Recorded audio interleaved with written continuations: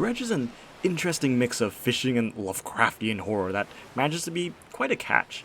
You play as a newly recruited fisherman from a small island town and get to explore the weird and terrifying locales, all while fishing, of course.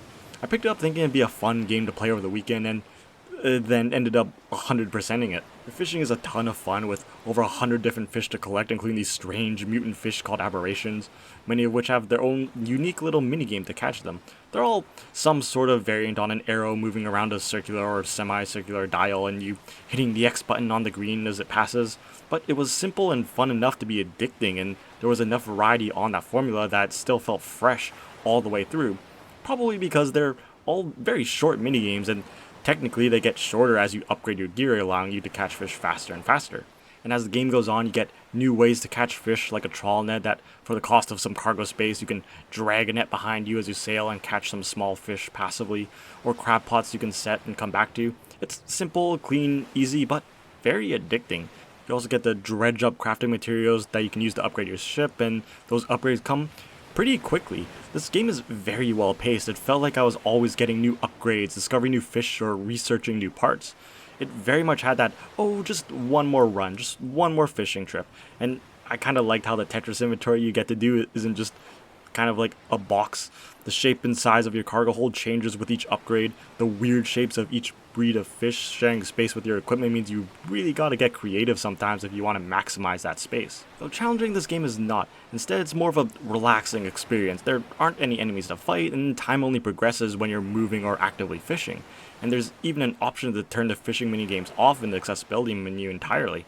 It's all fairly easy, that is, until you fish up something with more eyes in it than scales, and the dark recesses of your mind start sending monsters after you, reminding you of the game's horror elements. This is a Lovecraftian horror game after all. There's a day and night cycle, and if you stay out fishing for too long in the dark, the fog begins to play tricks on your character's mind as they begin to see shapes and eyes in the darkness staring back at you.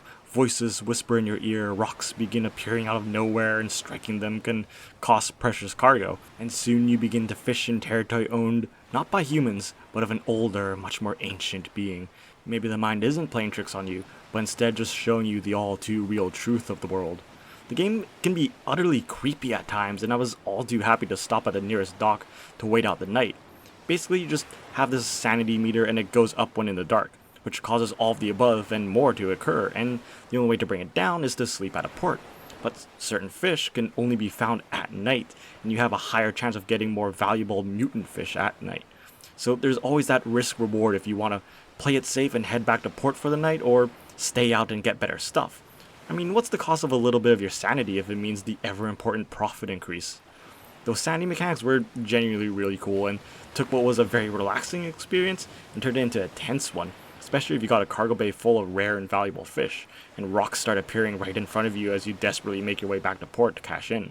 That being said, I wouldn't consider the game too scary per se. It's more creepy, more unnerving. There aren't any jump scares, at least not scripted ones.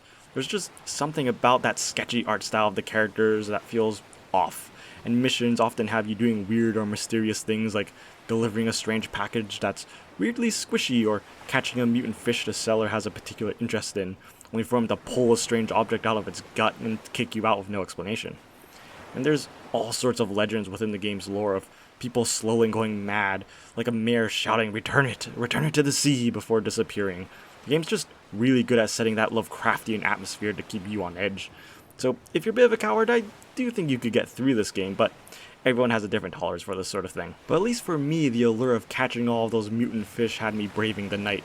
It was a ton of fun collecting over 100 or so species of fish in the game. I especially like the designs of those mutant aberration fish, and oh god, kill it with fire! The story was really interesting too. It does a good job of creating this mystery of this strange collector who tasks you with finding relics from around the seas for a mysterious goal.